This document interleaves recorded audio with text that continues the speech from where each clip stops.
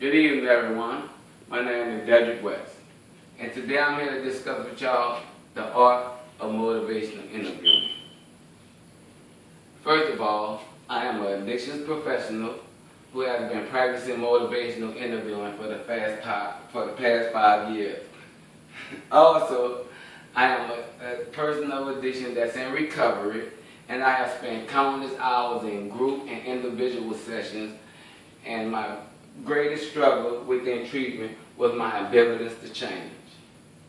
Today I will discuss with you motivational interviewing and some of its history, some techniques that are used in motivational interviewing, and its effectiveness among the addicted population. First, I would like to share some of its history. Motivational interviewing is a therapeutic technique and style and approach to counseling. It was created by Dr. William Miller and Stephen Roenick and developed in 1991. The focus was on clients' ambivalence to treatment as well as lifestyle change. As with all clients that come into treatment, they all have mixed feelings of uncertainty about the therapeutic aspect of counseling as well as treatment. Now that I've covered some of his history, let's move on to some of his techniques. First technique I want to discuss is eliciting or evoking positive change talk from the client by asking open-ended questions. Example of these questions would be, what would you like to see different about your current situation? What would happen if you don't change? What makes you think that right now might be time for change? The rationale behind these questions will be that every client, almost every client, already knows the answer to their problems.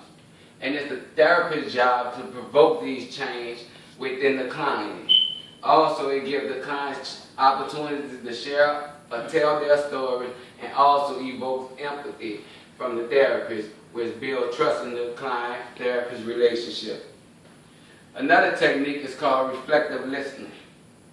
It is a technique where therapists reflect on what the clients have already said by saying things like, it sounds like you're saying, what I hear you saying, or on the one hand, it sounds like you're saying this, yet on the other hand, it sounds like you're saying that. The rationale behind this technique is to validate the client's feelings. Not only is you validating what the client is feeling, you're also reflecting on what the client has said, which lets the client know you are listening to what he's saying in a critical manner. A third technique of this counseling style is called normalizing. Now, normalizing is intended to communicate to the client that difficulties while changing is not uncommon. They are not alone in their experience or in their ambivalence about change. Some of the techniques used when we normalize is a lot of people are concerned about change. That is not unusual. Many people have reported unsuccessful attempts at changing. Many people report feeling the same as you might be feeling. The rationale behind this technique is that it is not intended to make the client feel comfortable about not changing, but it's to help the client understand that they are not alone in their ambivalence to change. Again, all techniques that's built or designed to resolve ambivalence to change. Ambivalence is basically mixed feelings of having uncertainty about treatment or a change in lifestyle. Examples of these techniques can be found at www.nova.edu, and you can also find techniques of this counseling style on motivationalinterviewing.org.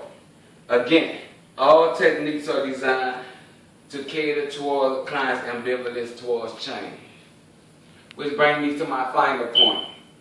What makes motivation interviewing so effective among the addicted population? First thing is, motivational interviewing is a client-centered approach to treatment. It's a therapeutic style where the client is more involved in their treatment process. is designed for the client to come up with their own answers to their problems, which will give the client a feeling of having more power and more say-so in the therapeutic process. Also, it provokes self-motivation for change. When the client is self-motivated to change, he feels more empowered to take on that change. And he doesn't feel like, oh, my therapist is making me do this, or this person making me do that. When they feel like they're doing it themselves, they take more credit and be more confident about the changes that they are making. Also, like I said in all previous other instances, it is designed to resolve ambivalence to change. Now, in closing, motivational interviewing is a therapeutic style of counseling that primarily is focused on resolving ambivalence to change and is commonly experienced by clients in any area, not only in addictions. With that being said, I want to thank everyone for their time and attention, and I leave in hope that I made a small contribution to your knowledge base and understanding of motivational interviewing. Thank y'all for letting me share with y'all today.